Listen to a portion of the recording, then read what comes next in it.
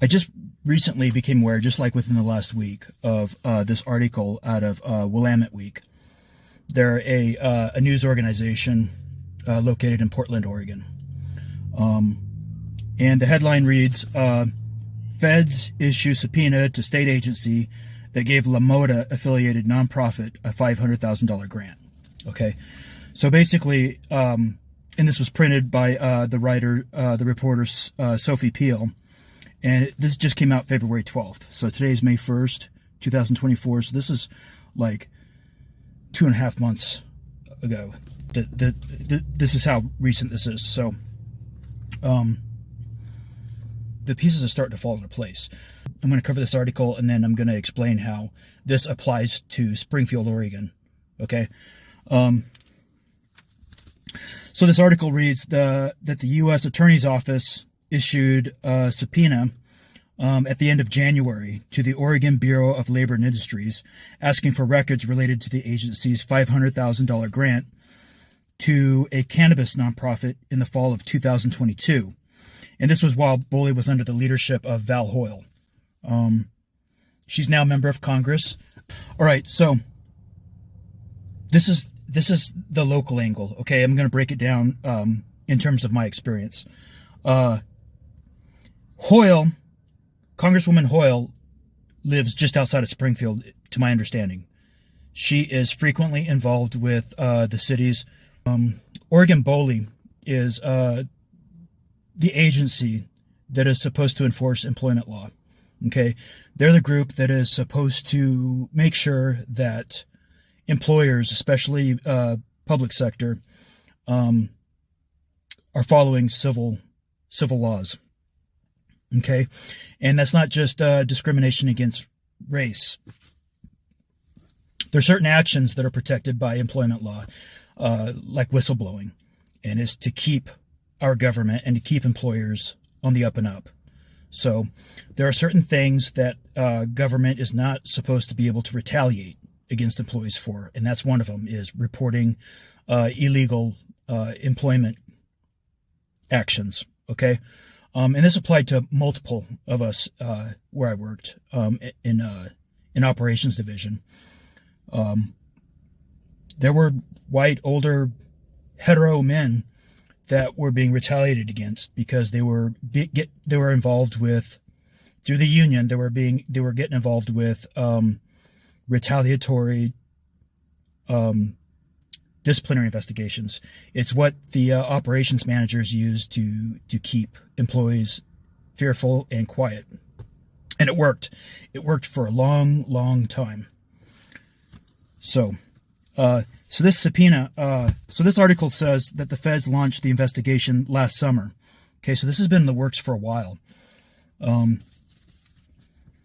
In January, the subpoena shows that the feds now may be looking at the relationship between U.S. Representative Val Hoyle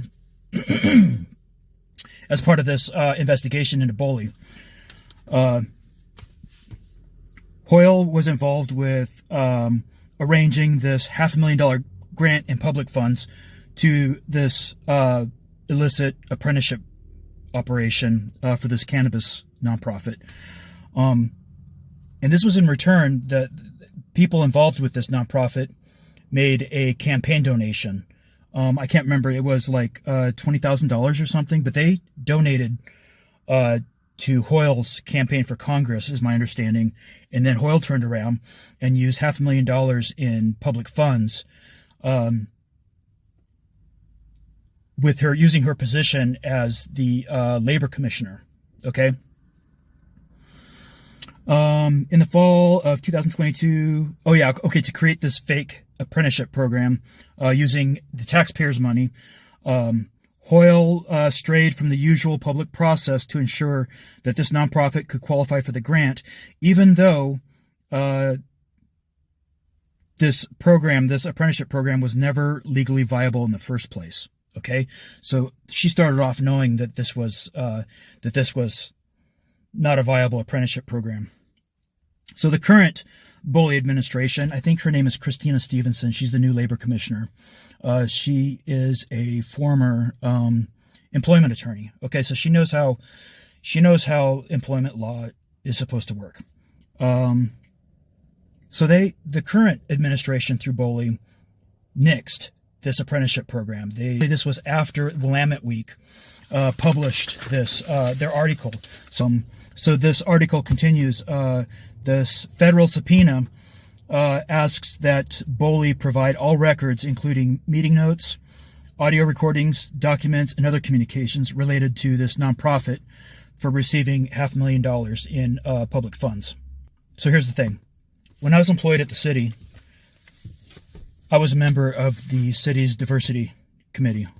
And that's going to be another story. I'll go into more depth about the history of the diversity committee and how the very city executives, the city manager, the assistant city manager, and the HR director, they were supposed to be our advisors. And they were the ones that ended up allowing the retaliation. The HR director was in on it. I've been waiting for about a year and a half, approximately. I'd have to recheck dates. I'll come back and do an episode specifically about my experience with BOLI. But I'll just say this, I had been suspecting foul play and interference through the whole thing. And I'll set out my timeline. I'll look at the dates and figure all that out. But my documentation disappeared at one point completely. It took a year for my case to actually officially start, the investigation to officially start, from when I filed the report. And I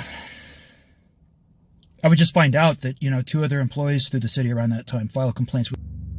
Public request law, it's called FOIA, Freedom of Information Act, is a law that requires public agencies in particular to release public funds. And the idea is that it's supposed to keep government transparent and accountable. It's supposed to keep them from corruption and covering these things up. So I thought I was going crazy, I thought it was just me. I thought I was being overly suspicious. But then I would start reading in Willamette Week. There is a series of articles written covering how BOLI and Hoyle have been... I'll just say it this way. They owe a lot of people documentation. According to Willamette Week, BOLI is pursuing Hoyle through emails requesting all of these documentations, and Hoyle is making excuses. I think she's lying. I personally suspect that Hoyle is absolutely lying. Supposedly, she had all these documents on her personal devices, cell phones. Supposedly, she told the media that she submitted all of that a long time ago, but I still don't have my my request for public information from BOLI.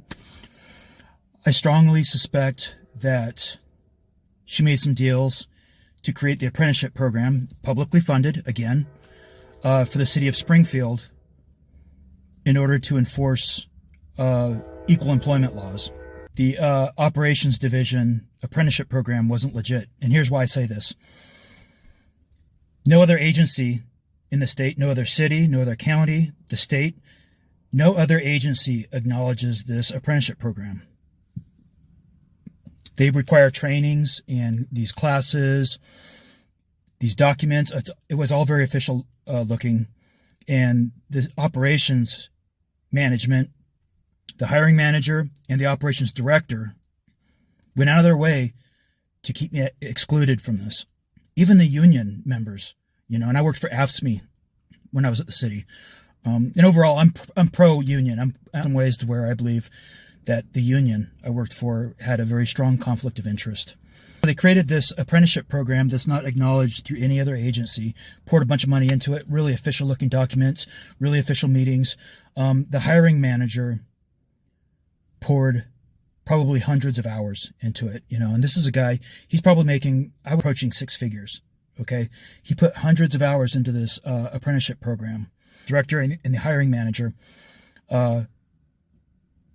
I cited for retaliating over and over and over again against me and my coworkers to keep us quiet, to keep us afraid. And it worked. It worked. They've been doing this for a long time. Our city police department under the previous chief has made our local media, the Register Guard, in multiple articles, cited by city employees in the police department as being coerced and threatened and retaliated against by management, fabricating disciplinary,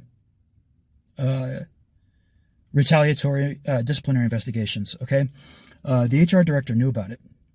The city managers knew about it. The city attorney knew about it. Okay, they were all involved. And I'll go into more detail in a later episode. But that's what I want you to know for now.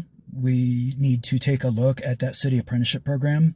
I don't think it was legitimate. I think it was the result of compromising and negotiating for several local politicians who wanted to avoid a scandal and keep things quiet while they aspired to climb their political ladder and advance themselves at the public's expense.